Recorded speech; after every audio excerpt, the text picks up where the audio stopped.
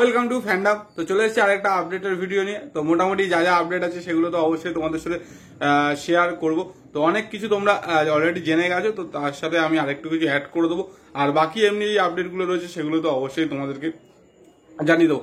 তো প্রথমেই কলকাতা ফুটবল লিগের কথা দিয়ে শুরু করি। তো কলকাতা ফুটবল লিগের গতকালকে কিন্তু ইস্টবেঙ্গল ভার্সেস মেজারার্সের খেলা ছিল, আর সেই ম্যাচটা কিন্তু ইস্টবেঙ্গল 7-1 গোলে জয়লাভ করেছে।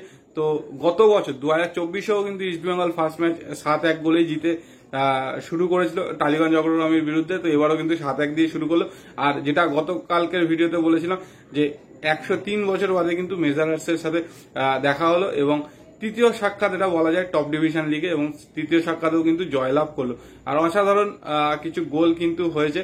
তো সেই জায়গা থেকে অবশ্যই কলকাতা ফুটবল লিগ কিন্তু এই মুহূর্তে জমজমাট। আর বাকি যেই ম্যাচগুলো ছিল তাদের মামনি পাটচক্র জিতেছে, জর্জ টেলিগ্রাফ হেরে গেছে কাস্টমসের কাছে 2-1 গোলে।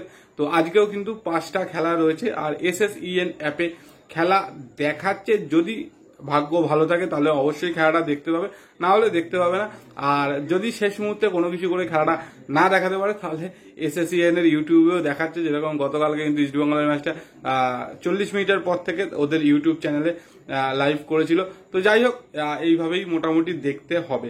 তো এর সাথে সাথে বাকি যেই আপডেটগুলো রয়েছে সেগুলো কম বেশি বলে দিই। তো তার মধ্যে বলে রাখি যে ডুরান্ড কাপ থেকে তো এক এক টিম নাম তুলে নিচ্ছে, তো সেরকমই কিন্তু আরো একটা টিম তারা কিন্তু ডুরান্ড কমিটিকে লিখিত জানিয়েছে যে তারা কিন্তু ডুরান্ড কাপে পার্টিসিপেট করবে না, এবং সেটা হচ্ছে কেরালা ব্লাস্টার্স। তারা অফিসিয়ালি কিন্তু এটা জানিয়ে দিয়েছে ডুরান্ড কমিটিকে।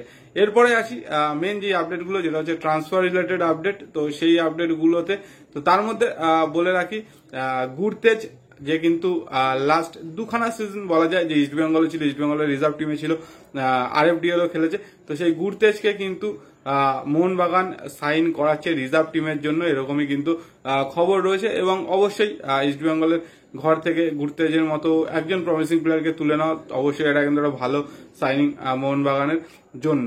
এর সাথে বলে রাখি ইস্টবেঙ্গলের ট্রান্সফার রিলেটেড কথা।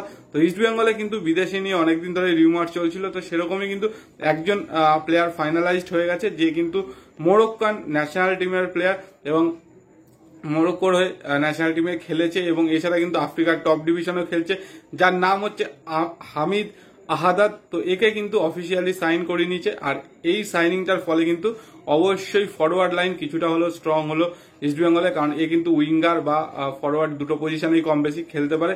আর লাস্ট সিজন মোরক্কান টপ টায়ারে খেলেছে, যেটা হচ্ছে রাজা কাসাব্লাঙ্কা। তো ওর হয়ে কিন্তু খেলেছে, এবং সেখানে কিন্তু 3টে গোল 3টে অ্যাসিস্ট কিন্তু এই প্লেয়ারের ছিল। এর সাথে বলে রাখি আরো দুজন কিন্তু বিদেশির সাথে কথাবার্তা চালিয়েছে। তার মধ্যে একজন কিন্তু থাইল্যান্ডের টপ ডিভিশন ক্লাবে কিন্তু একটা সাইন করেছে, এরকমই কিন্তু শোনা যাচ্ছে। তো যেই দুজনের সাথে কথাবার্তা ইস্টবেঙ্গল বলছিল তাদের মধ্যে একজনের নাম হচ্ছে ইউসুফ ওতোবাঞ্জো, আর আরেকজন হচ্ছে নেমানজা।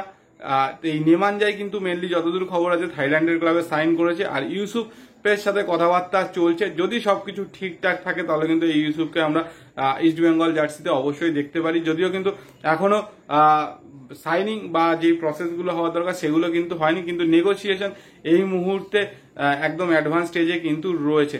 তো সেই জায়গা থেকে অবশ্যই যদি সাইনিং গুলো হয় তাহলে তো অবশ্যই সেটা খুব একটা ভালো সাইনিং। আর যেই মোরক্কান ফরওয়ার্ডকে সাইন করেছি এটা তো অবশ্যই একটা খুব বড় সাইনিং।